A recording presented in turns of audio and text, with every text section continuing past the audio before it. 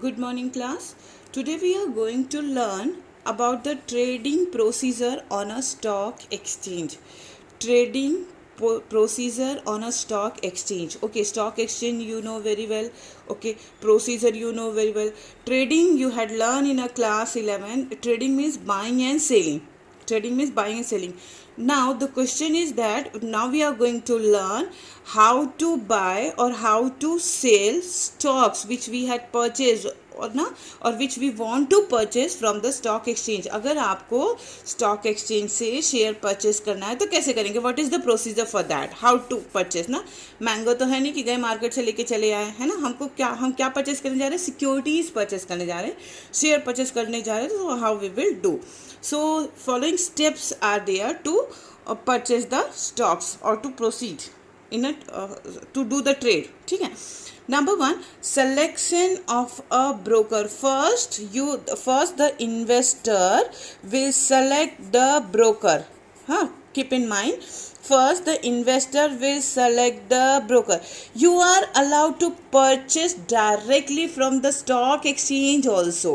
आप direct stock exchange से भी परचेज कर सकते हैं. जैसे कि जो बॉम्बे स्टॉक एक्सचेंज बिल्डिंग के आसपास में रह रहा होगा वो ब्रोकर को ढूंढने नहीं जाएगा, वो डायरेक्ट बॉम्बे स्टॉक एक्सचेंज से परचेस कर सकता है. ठीक है. But we are far away from there, so and if we want to purchase the share of a company which is listed only in Bombay stock exchange. सारी कंपनियों के शेयर सारे स्टॉक एक्सचेंज में लिस्टेड नहीं रहती हैं. ठीक है. अब हमें उसी कंपनी का शेयर परचेस करना है जो बॉम्बे स्टॉक एक्सचेंज के सेंसेक्स में है, मतलब बॉम्बे स्टॉक एक्सचेंज के इंडेक्स में रह रही है. तो हमें बॉम्बे स्टॉक एक्सचेंज का शेयर परचेस करने के लिए यहाँ प्रयागराज से बॉम्बे जाना पड़ेगा.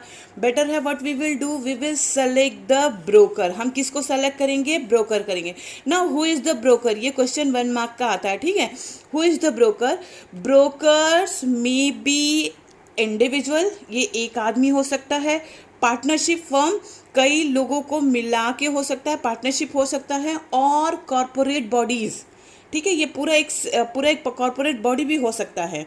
सो keep in mind once again, who is the brokers? Brokers may be individuals, partnership firm or corporate bodies. What they are doing? They are the intermediaries between the buyer and the seller.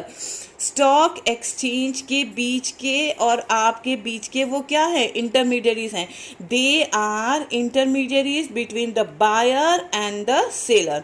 Repeating, who is the broker? Brokers may be individual, partnership firm और corporate bodies. Clear? And they are the intermediaries between the buyer and the seller. I think so the concept of the broker is clear.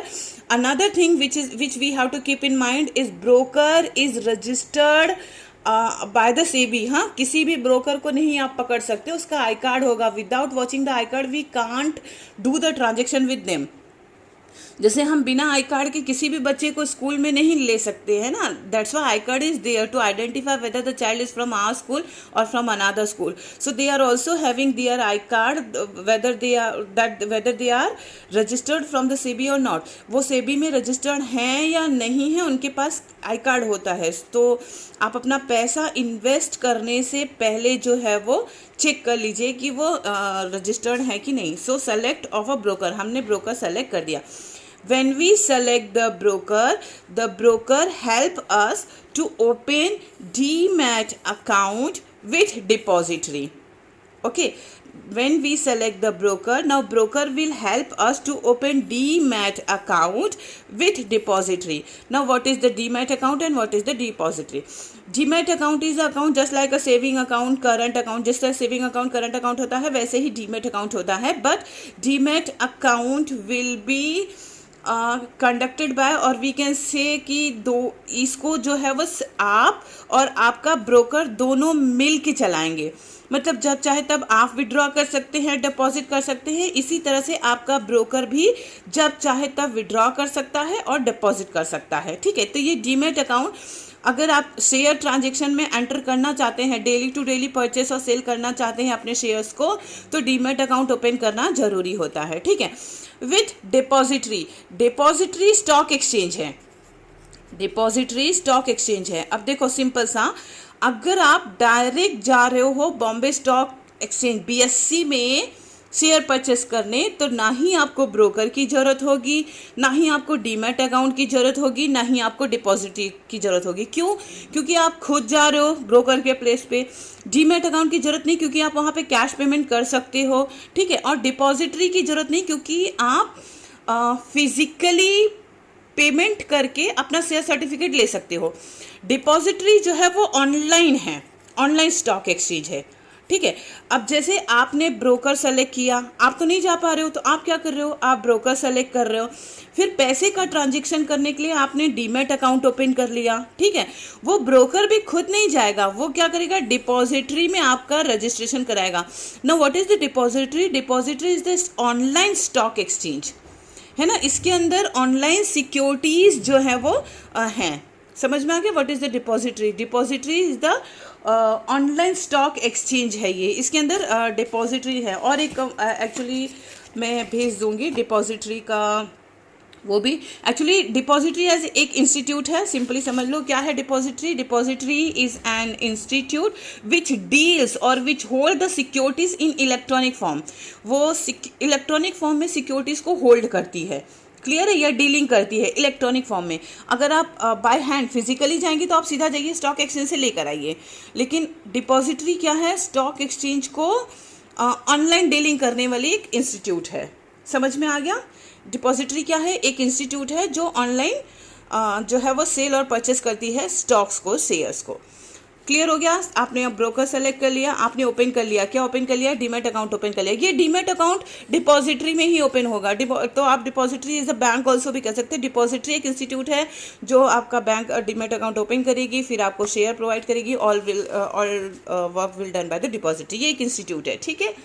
Okay, now placing the order. आपने place कर दिया order कि हम Reliance company के 1000 वाले share 20 purchase करेंगे, ये हमारा ऑर्डर है, ठीक है। प्लेसिंग एन ऑर्डर मीन्स आप अपना ऑर्डर प्लेस करेंगे that we want 1000 shares of ₹20 each, और 20 shares of ₹1000 is what it may be of a Reliance company. Okay, आप ये भी देख लीजिए कि आप जिस डिपॉजिटरी में हैं वहाँ जिसका शेयर आप परचेस करना चाहते हैं उसकी लिस्टेड है कि नहीं, उसके इंडेक्स में वो शेयर हैं कि नहीं।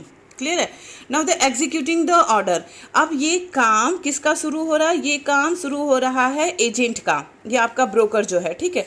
ब्रोकर क्या करेगा, आपके ऑर्डर्स को वहाँ भेजेगा, क्लियर कराएगा, आपका नाम रजिस्टर कराएगा, पैसा ट्रांसफर कराएगा। All this things are known as the executing the order, ठीक है। एग्जीक्यूटिंग द ऑर्डर मीन्स आपने जो ऑर्डर दे दिया वो उसको एग्जीक्यूट करेगा, आपके ऑर्डर्स को वहाँ भेजेगा, फिर वहाँ से शेयर कलेक्ट करेगा, आपके पैसे ट्रांसफर करेगा, आपका नाम रजिस्टर कराएगा वहाँ पे कि particular person has purchase 1000 shares of ₹20 each of the Reliance company like this way, ठीक है। तो ये एग्जीक्यूटिंग ऑर्डर हो गया।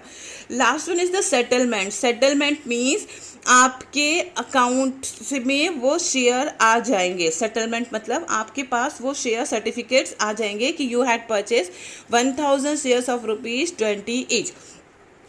सेटलमेंट जो होता है वो वीक के 6 डेज ही हो सकता है, फ्रॉम मंडे टू फ्राइडे, क्योंकि सैटरडे संडे स्टॉक एक्सचेंज बंद रहता है, ठीक है।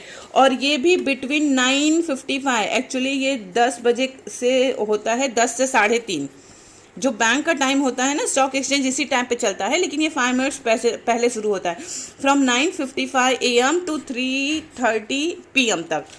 समझ में आ गया? ये AM नहीं PM होगा, 3:30 PM। तो स्टॉक एक्सचेंज का टाइमिंग जो होता है वो आपका सेटलमेंट मंडे से फ्राइडे के बीच में होगा, 9:55 AM से लेके 3:30 PM तक हो सकता है, इसी बीच में होगा, ठीक है। They are using a concept of settlement that is known as the T+2. Sometimes they are using T+5, T+6 also, T+7 also. It's their own concept. They can do what they want. So T+2 means the date of the settlement plus 2 days, the date of the payment plus 2 days. If you purchase the your securities on Monday, अगर तुम Monday को securities purchase कर रहे हो तो वो आपको मिलेगा वेडनेसडे प्लस 2 डेज के बाद। तो वो जो आपको एक पहले तो रफ एस्टिमेट देगा ना ब्रोकर, पहले ही दिन तो शेयर आपको नहीं दे देगा, शेयर सर्टिफिकेट नहीं देगा, इट टेक्स टाइम, जाएगा फिर वहाँ से डिस्पैच होगा फिर आएगा, तो वो आपको जो एक रफ सर्टिफिकेट देगा वो उस पर लिख देगा T+2। मतलब जिस दिन आपका ट्रांजेक्शन हुआ उसके 2 दिन बाद आपको मिलेगा। या T+5, अगर हम बहुत दूर है, ट्रांजेक्शन जाने में टाइम लग रहा है, तो T+5 दैट मीन जिस दिन आपका ट्रांजेक्शन लगा उसके 5 डेज बाद में आपको आपके शेयर सर्टिफिकेट्स मिल जाएंगे। तो क्लियर हो गया।